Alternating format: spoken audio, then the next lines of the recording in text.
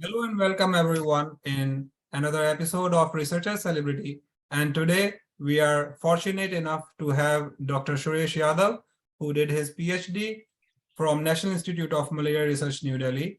And just after finishing his PhD, he moved to Ministry of Health as a national consultant, from where he took another leap to be a scientist at National Institute of Occupational Health at Ahmedabad. And presently, Dr. Yadav is a scientist in National Institute of Implementation Health. Thank you very much, Dr. Yadav, for giving us time and sharing your journey with us.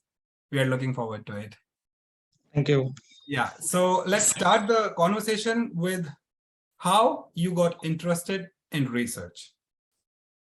I will say that it is in my blood because my father was also a scientist, and I was brought up in that environment where everybody was contributing towards developing new knowledge and new areas of work for the society's benefit. That was the reason why I was interested into this field. Okay, so seems like you were clear from childhood that you always wanted to be a scientist.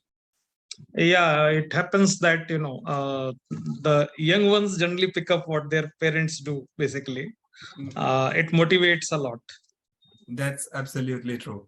So when, with this clarity, you started your schooling, college, and then your PhD, you were clear that you wanted to be a researcher always.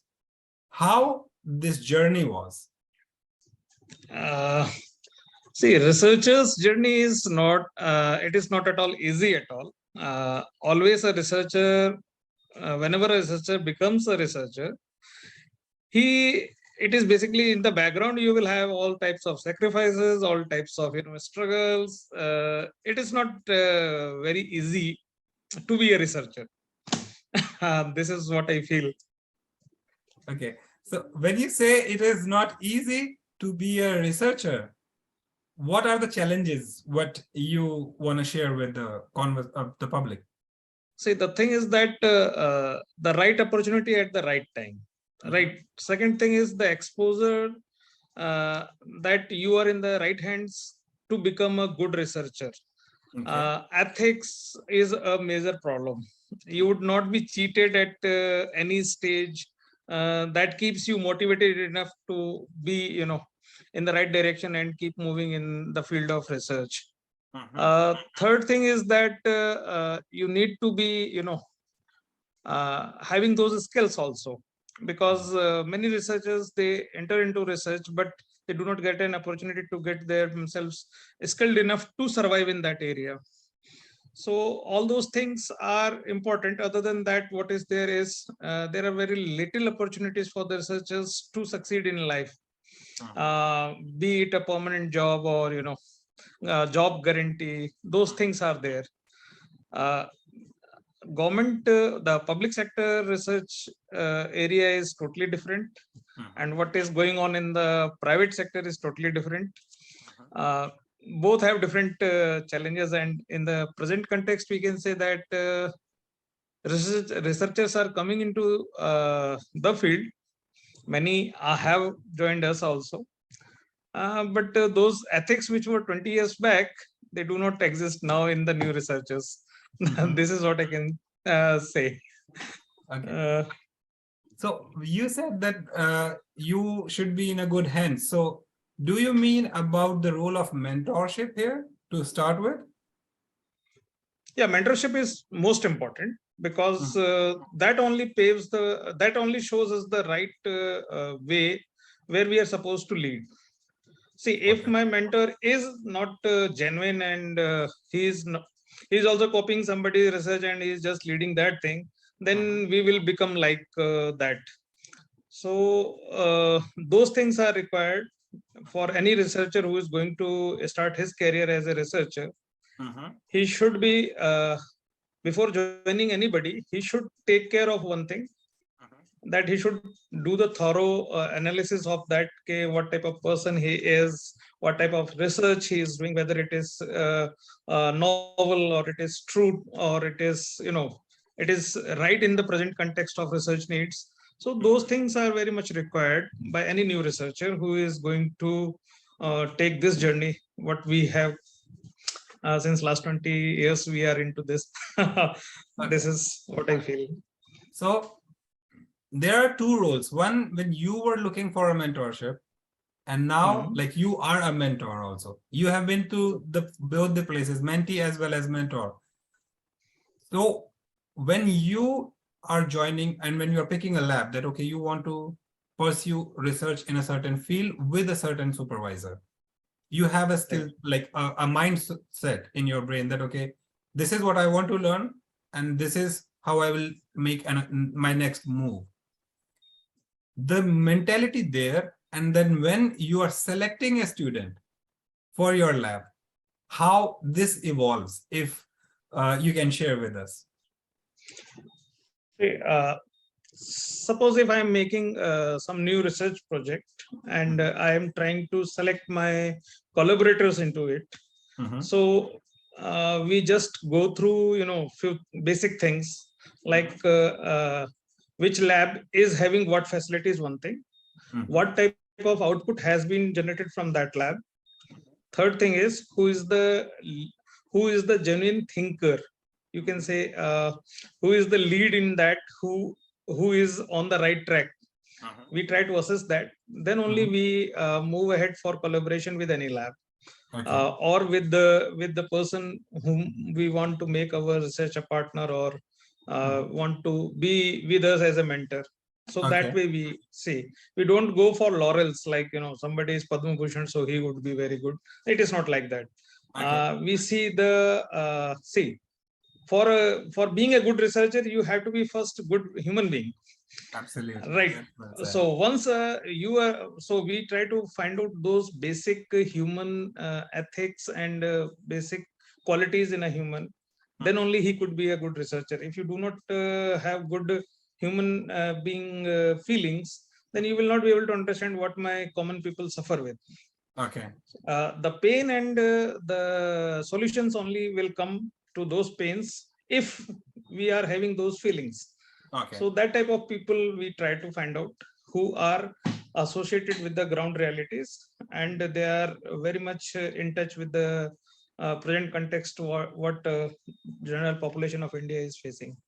This is what it is.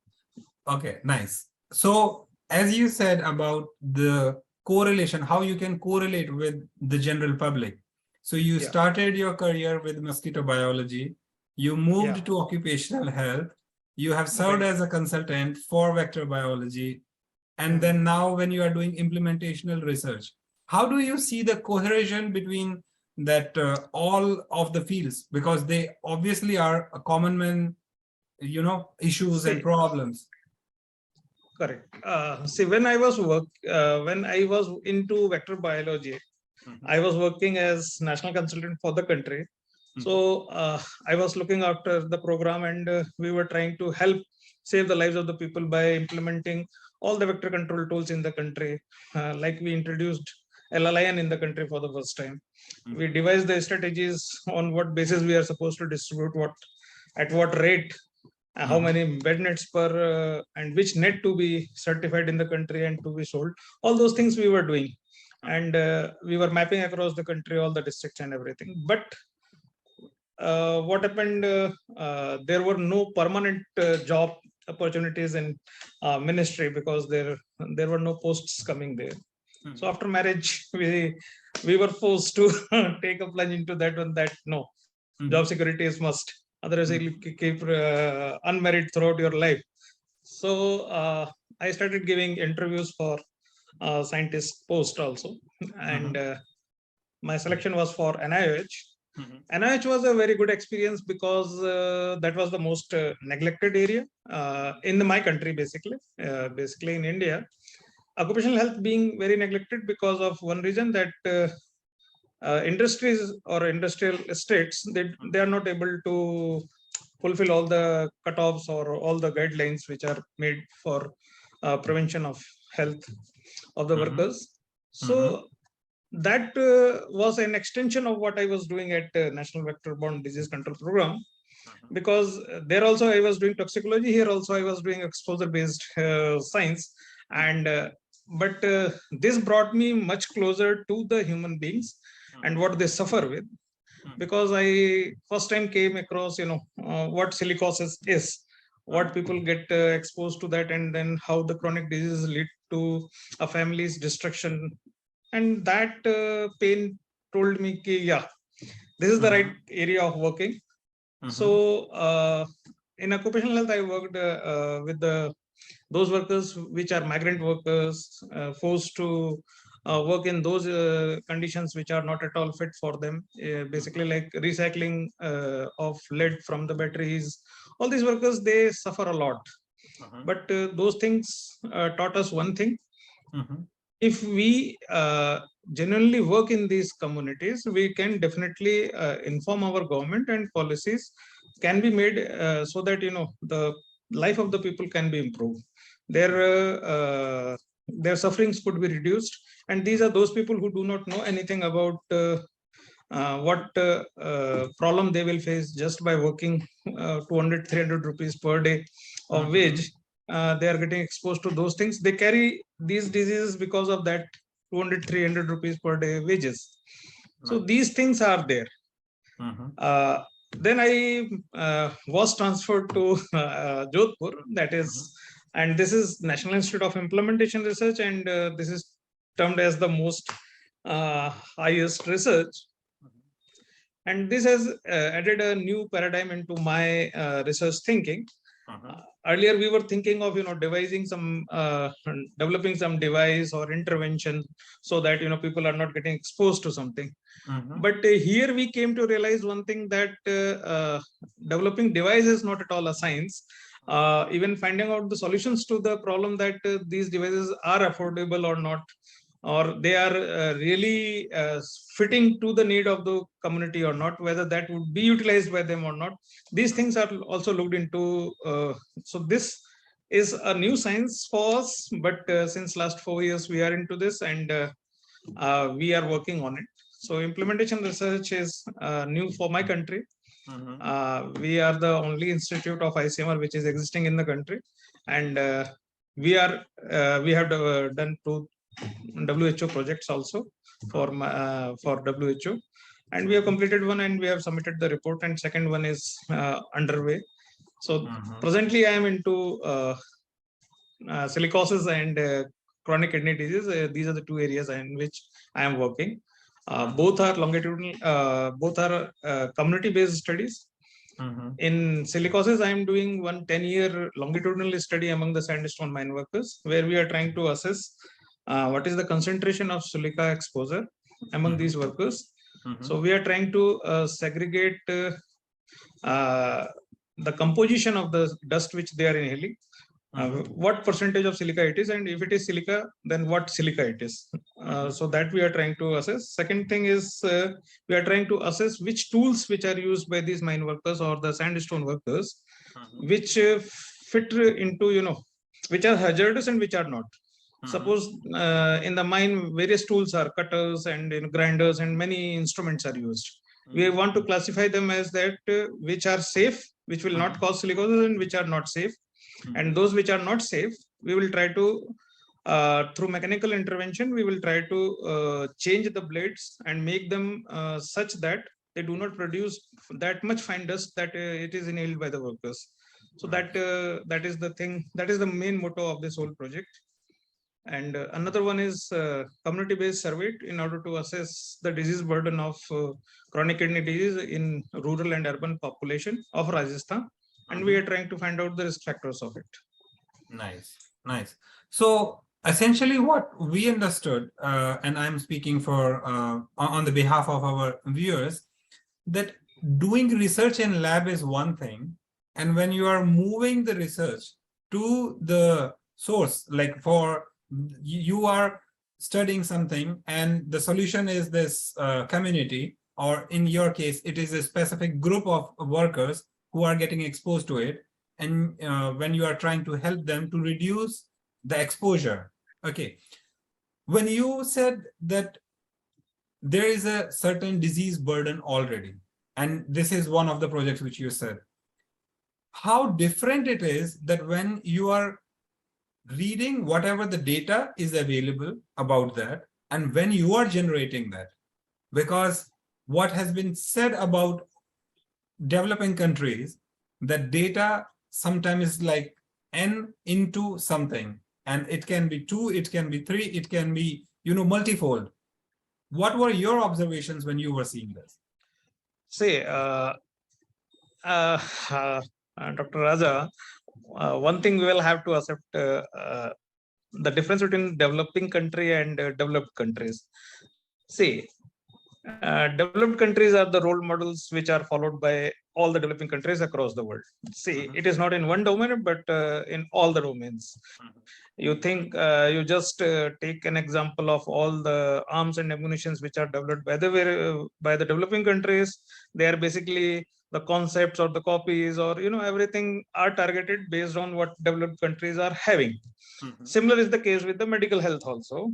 The devices, the interventions, the schemes, the whatever it is being basically the copy, or it is already being published in some community that is being copied across the world, and in the context of their own population, people repeat that study and developing their own indicators and own findings. So the research is like this only. So when you are talking about the data, okay, the Western data says that it is 2-fold or 4-fold or 5-fold. See, what is happening is Western population-based data are basically mathematical models, or they are calculated on based on certain equations or assumptions, or certain feedbacks which are generated on. Like a CRO office will have certain survey indicators which will be fed by the government of India. Based on that, they will keep on doing the estimations. But in reality, it does not happen like that. See, why a country like India is supposed to have a disease burden estimation of say very simple thing, that is diabetes or hypertension or CVD, or you can say CKD. We require this very much of our own population. My country requires to be carrying out on its own whole disease burden estimation, because of only one reason: it does not fit into that. Whatever estimates are available, they are basically not representative of my whole population, because my country is very much diverse. Yes. See, I have designed my own study to estimate the disease burden of CKD in rural and urban, just because of one reason. The country estimates or the earlier estimates say that it is 9 to 10%, right? I want to validate it. What it is, how much it is true with respect to Rajasthan population in the rural and urban. And I am finding it, I have completed one district, nearly 7,500 sample size I have calculated. And trends are not at all matching what was published till date. So definitely we require to work on it. So Absolutely. This is what I feel. Yeah, I think every single state or population, the things changes. And we know when we talk about medical science and when we talk about human subjects, it changes almost, even within the family, the situation can be different.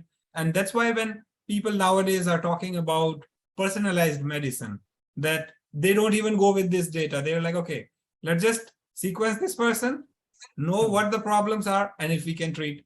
Like, this is so catered in a way which is good for all the humanity, and you are also contributing a lot towards it. What we hope and what we expect from a national institute is to help us show, like, as you are generating the data, then after your publications, the policies will come and they will change, which will actually impact and help the public in general. How do you feel about this? See, see why I picked up CKD. I was amazed to find out that the national policy, even the NCD policy of WHO also, it does not have any mention of CKD. See, nobody is recognizing CKD as a problem till now. Now what has happened, government of India has a white paper and they have developed certain guidelines that they are going to include this in the coming in coming time, they will be including CKD also in the NPCDCS program. So that is National Non-Communicable Disease Control Program. So earlier it was including, it was having only 4 or 5 diseases, but they missed out CKD. So as they left it out, it made me, it forced me to work on it so that I can prove that it is a problem and it should be included. However, my study is not yet completed, but definitely it is a problem in the country. Right. So, see, policy is a different thing, sir. Policy is governed by various factors. Like, suppose if I say that my finding will be somewhere, where we will say that rural community also requires a facility where, government of India requires to develop dialysis facility at the PSC level. So this becoming a policy at a PSC level and availability of a dialysis facility, will this be applicable to my country and would be accepted by the policymakers? This is very much in question mark because of the extent of PSCs present in the country. Those human resources which are not at all present. How many experts are available? How much fund government can allocate for this? So these are many questions which are, and how many of the PSCs are functional?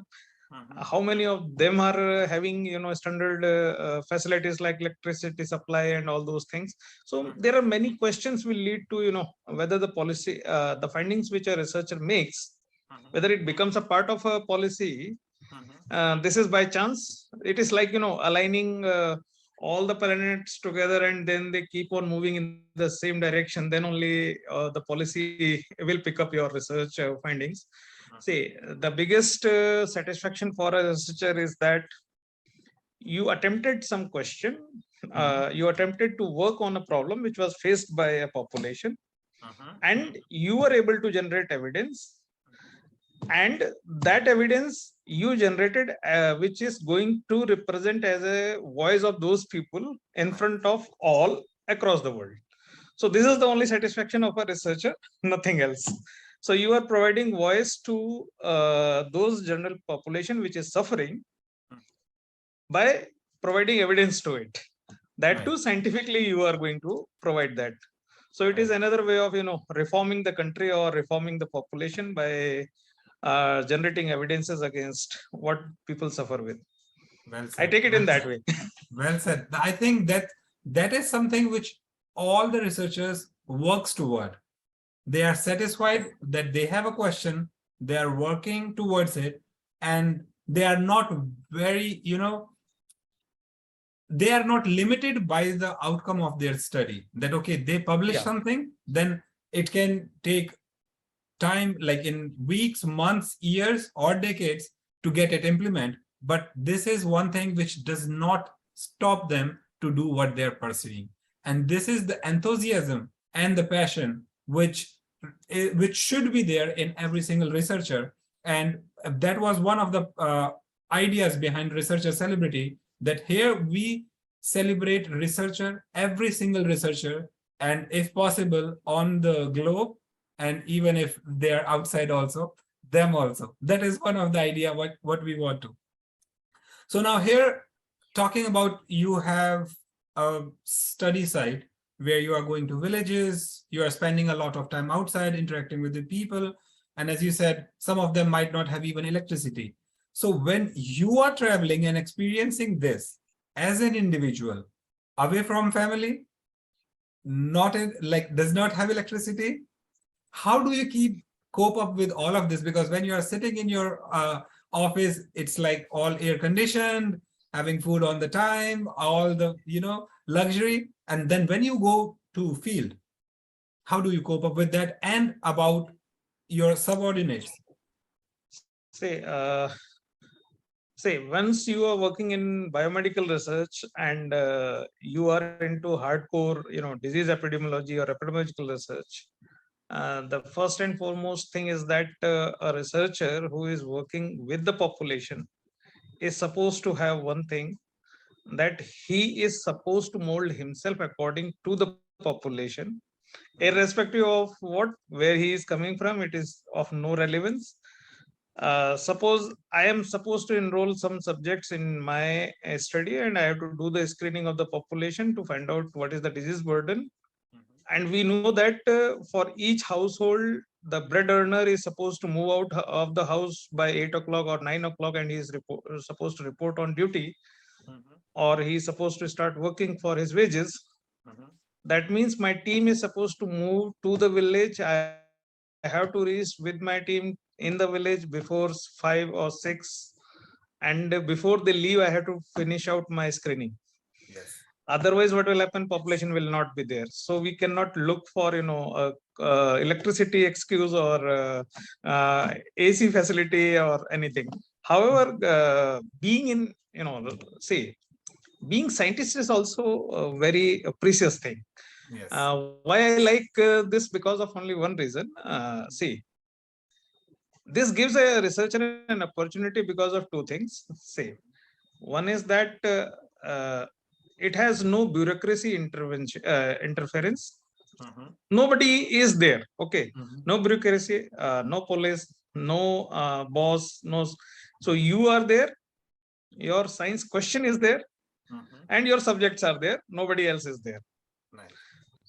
So therefore, this is the best thing which fascinates me, and because I'm not at all liable to anybody. Okay, I am with my subjects, and I'm research question. Yeah, that's all. I'm living with that only. So Nice. that is very fascinating here, and everybody should be living with the question. He will, once you start feeling the question, then you will be able to get the best output out of it. Nice. That is what it is. I think this is a nice way to put that there is no bureaucracy, there is nothing, only your question and your study, and you don't think anything out of it. And I think that is the way how, when you are moving from a comfort zone to a zone which is so not comfortable, like, and then comfort is different for different people. So when you are so passionate about your research, you go to the field, but as you also pointed out, the team, like, have you ever felt anything that in your team someone is not so comfortable with that? Then how do you deal with it?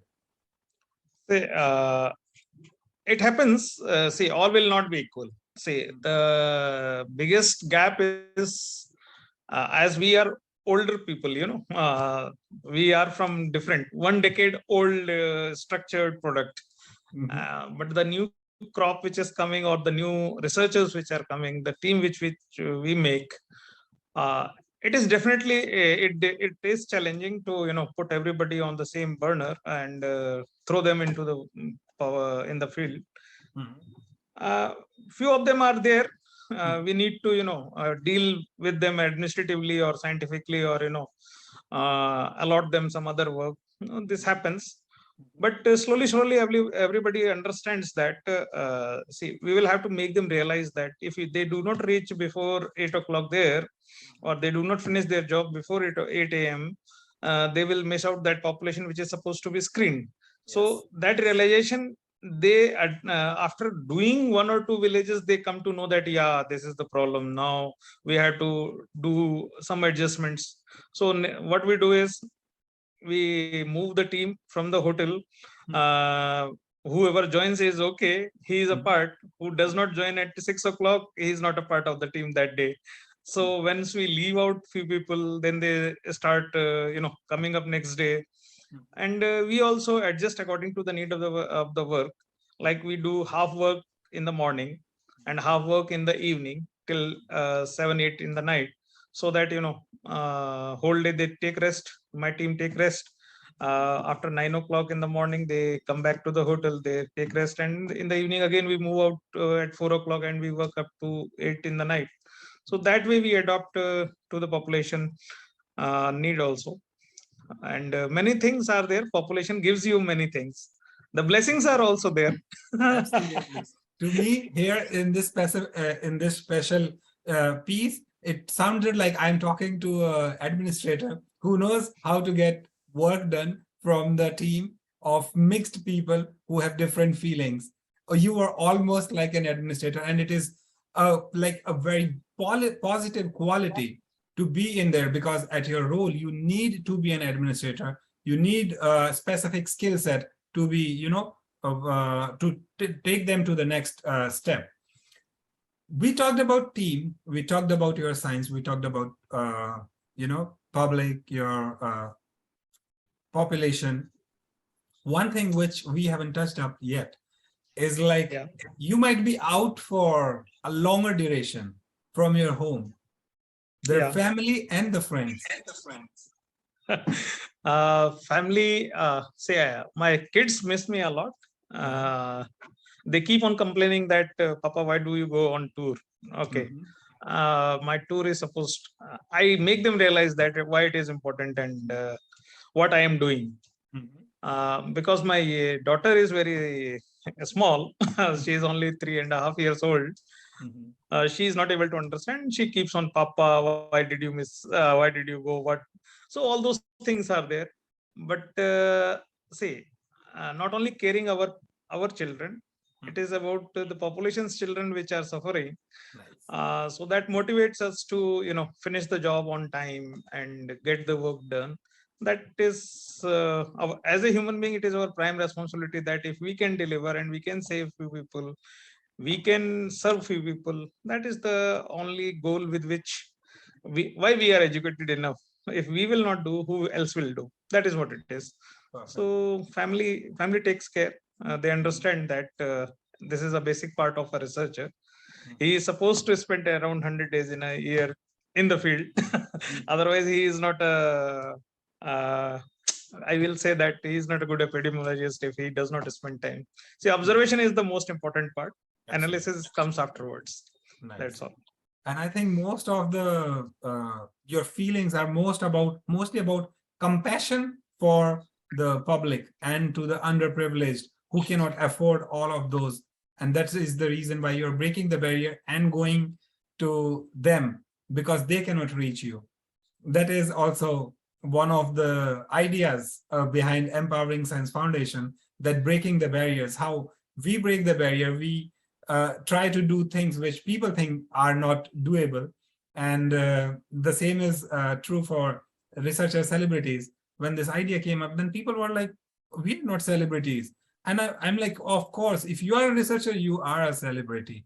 And what you're talking about, like your experience, what we learned is like administration, take like all the checkpoints were there. Then I don't know, I don't know what a celebrity is if I don't know, if we cannot celebrate every single researcher as a celebrity, because your science is, and especially what you are doing is of more importance, because you are doing now implementational research, sacrificing the family time, the friend time, and making your science question as the driving force for your life and pursuing research. So how do you feel about your journey till now as a researcher? See, the thing is that when I worked as a national consultant, I was able to contribute and help people. That was because being on executive post, you are able to deliver certain things. So we were able to deliver at that time. So moving to NIOH and doing occupational health research, that also led to certain policy developments and certain cutoffs being So NIOH has good contribution with respect to occupational health in the country, and they are the nodal agency for that purpose. So that exposure was also very much required, and that helped me, in strengthening myself and moving from lab-based toxicology to doing program implementation and monitoring and evaluation of national programs, to exposure-based, analytical and basic science research at lab, working with cell lines and all those things, and trying to assess whether the exposure will lead to some hazardous effect or not. Then moving to an implementation research, this is the, it is icing on the cake, So it really made me felt now complete. So I will say that as a researcher, I have kept my journey on, and it is moving. It is taking me to new endeavors and new paths, and it is also posing a challenge to me. Therefore, I am continuing learning, and learning is doing. That is what it is. So that is how it is going on at present. Nice. We can see that you enjoyed your research journey till now, and you will do the same in the future also. Now we are towards the end of this conversation. So what are your key points if you want to give your suggestion or guidance to the upcoming researchers? See, I'm too small to give suggestions in that way, but there are a few basic things which need to be understood by any researcher who is just initiating his career. First and foremost is that he is supposed to be 100% truth with himself. He should be. Second thing, he should be able to have good assessing skills. See, putting all the things in right perspective and having holistic approach about everything, that would be able to guide him what and judge himself what is right and what is wrong. So once these two qualities are there in a researcher, and then he will not miss his path. Third is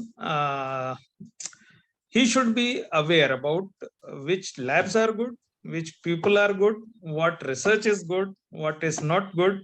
That he should be capable of, before plunging into anybody's lab or going into entering into any institute. He should be able to assess all these things. So after doing this, I think that nobody will fail. All are good. See, all are human beings. All are having good qualities. Nice. It depends on us how many good qualities we can take out from him, or how many good qualities. Like you say that in cell lines, the desired cell line is supposed to be multiplied. So, yes. So that multiplication is required. Which good qualities a researcher is able to develop, and he keeps on moving on that direction, and he can be a good researcher. So that is the key to success. This is what I feel. This is how we have moved till now. Yeah. Thank you very much for taking time out of your busy schedule and sharing your experiences and journey with all our community, the researcher community. And I would like to encourage everyone, if you have any question for Dr. Yadav, you can email him directly, or you can contact Empowering Science Foundation. For that, we can bridge you with Dr. Yadav, and you can also know more about him if you go and search his publications and his record. And thank you very, very much. And we look forward, and good luck for your future research, sir. Thank you. Thank you. Thank you.